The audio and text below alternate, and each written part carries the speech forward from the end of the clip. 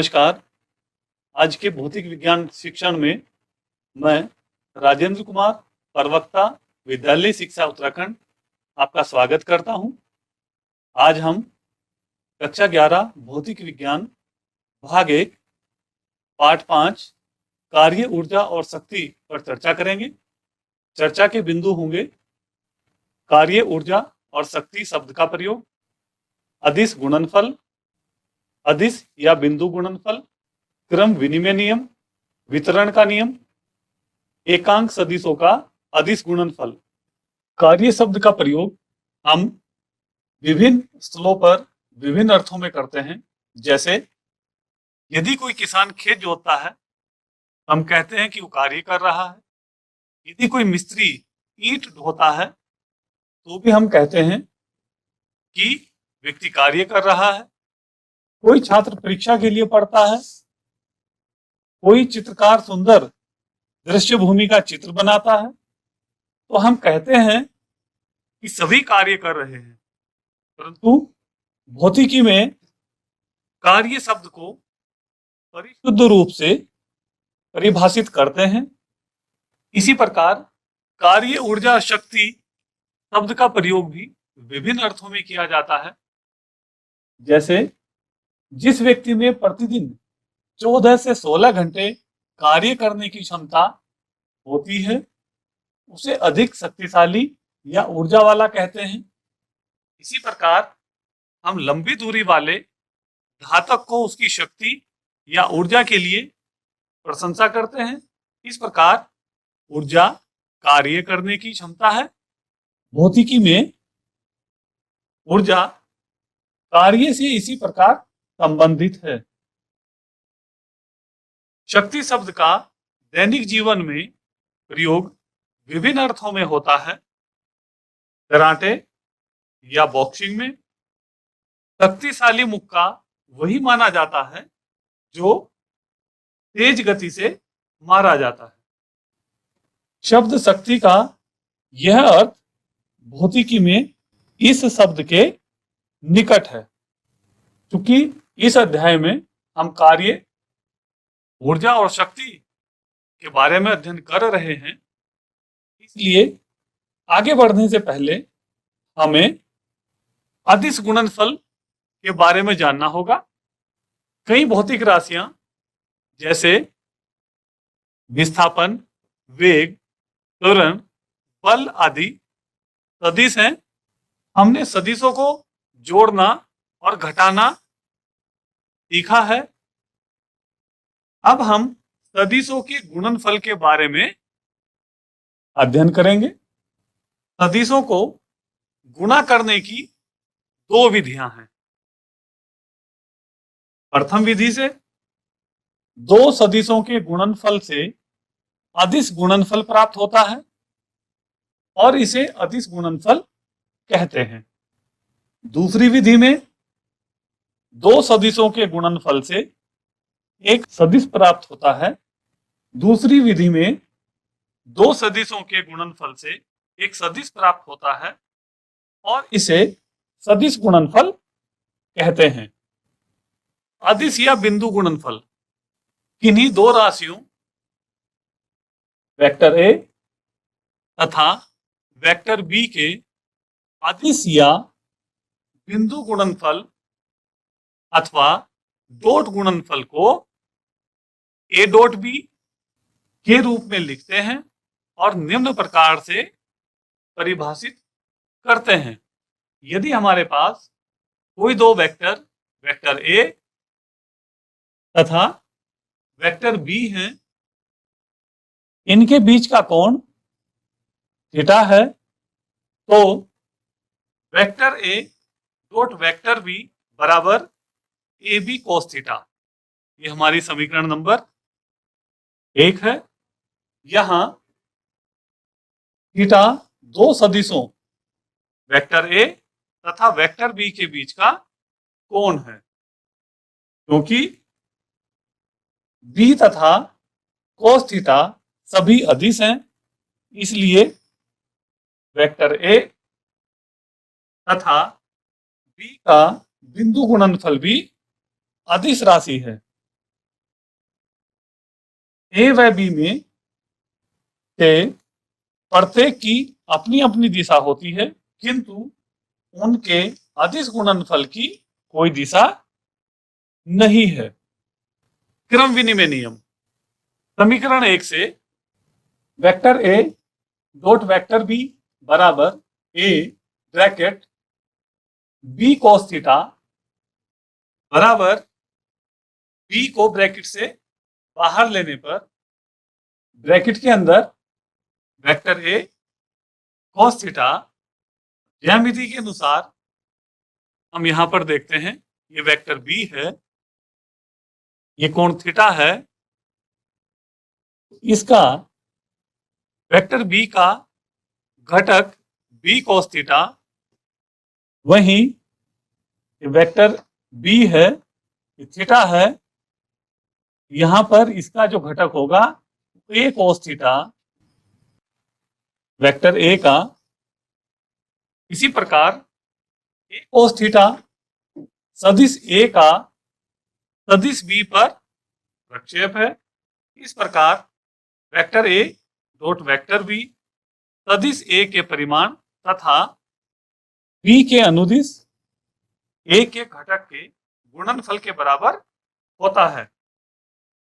दूसरे तरीके से यह बी के परिमाण तथा ए का सदिश बी के अनुदिश घटक के गुणनफल के बराबर होता है।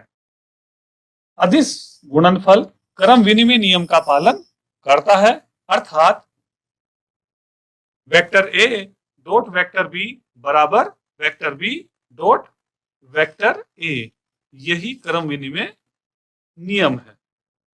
वितरण का नियम। अदिश गुणनफल वितरण नियम का भी पालन करते हैं। जैसे vector A dot bracket vector B plus vector C बराबर होगा vector A dot vector B plus vector A dot vector C, तथा इसको इस प्रकार भी लिखा जा सकता है कि vector A bracket lambda vector B बराबर, लैम्डा को हम बाहर रख सकते हैं ब्रैकेट से, लैम्डा ब्रैकेट के अंदर vector A dot vector B. यहां लैम्डा एक वास्तविक संख्या है। एकांक सदिशों का अदिश गुणनफल। एकांक सदिश वेक्टर आई, वेक्टर जे, वेक्टर के का अदिश गुणनफल निकालेंगे। क्योंकि वे एक दूसरे के लंबवत हैं, इसलिए वेक्टर आई डॉट वेक्टर आई बराबर वेक्टर जे डॉट वेक्टर जे बराबर वेक्टर के डॉट वेक्टर के बराबर 1, चूंकि ये एक दूसरे के लंबवत हैं। इसको इस प्रकार भी देखा जा सकता है कि वेक्टर आई डॉट वेक्टर जे बराबर वेक्टर जे डॉट वेक्टर के बराबर वेक्टर के डॉट वेक्टर आई बराबर 0। ये सभी एकांक सदिश हैं। ये एकांक सदिश के प्रतिबंध हैं। दो सदिशों वेक्टर ए बराबर A X I plus A Y J plus A Z K, vector B बराबर B X I plus B Y J plus B Z K. इस प्रकार vector A dot vector B बराबर vector A और vector B की value रखने पर A X I plus A Y J plus A Z K dot B X I plus B Y J plus B Z K multiply करने के उपरांत vector A dot vector B बराबर A X B X plus A Y B Y plus A Z B Z का अदिश गुणनफल होगा। अदिश गुणनफल परिभाषा तथा समीकरण से first vector A dot vector A बराबर A x into A x plus A Y into A Y plus A Z into A Z, अथवा वेक्टर ए स्क्वायर बराबर A x square plus A Y square plus A Z square, क्योंकि vector A dot vector A बराबर vector ए का mode into vector A का mode into cos theta, चूंकि यहां theta की value 0 है इसलिए कोस थीटा का मान कोस जीरो होता है 1, क्योंकि ये हम जानते हैं कि कोस 0 बराबर 1 बराबर ए स्क्वायर। सेकंड है vector A dot vector B बराबर 0 यदि वेक्टर ए व वेक्टर बी एक दूसरे के लंबवत हैं। आइए अब करते हैं मूल्यांकन। प्रश्न संख्या 1, दो वेक्टरों का गुणनफल होता है। अभी हमने दो वेक्टरों का गुणनफल पढ़ा। दो वेक्टरों का गुणनफल स्केलर और वेक्टर दोनों प्रकार का हो सकता है। प्रश्न संख्या 2, स्केलर गुणन को प्रकट करते हैं। उत्तर है vector A dot vector B. प्रश्न संख्या 3, क्रम विनिमय नियम क्या है? इसका सही उत्तर है क्रम विनिमय नियम vector A dot vector B बराबर vector B dot vector A. प्रश्न संख्या 4 है, परस्पर लंबवत दो वेक्टरों का स्केलर गुणन होता है। उत्तर है 0। प्रश्न संख्या 5, दो समांतर वेक्टरों ए व बी का स्केलर गुणन है। उत्तर है ए बी। आज हमने चर्चा की कार्य शब्द का प्रयोग, ऊर्जा शब्द का प्रयोग, शक्ति शब्द का प्रयोग, अदिश गुणनफल, अदिश या बिंदु गुणनफल, क्रम विनिमय नियम, वितरण का नियम, एकांक सदिशों का अदिश गुणनफल।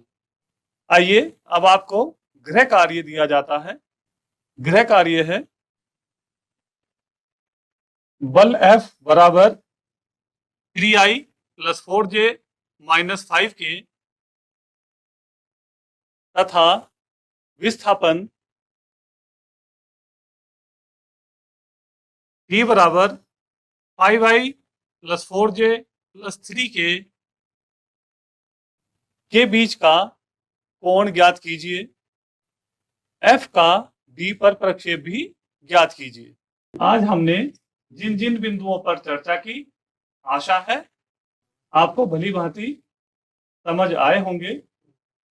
मिलते हैं नए अध्याय के साथ, तब तक के लिए धन्यवाद।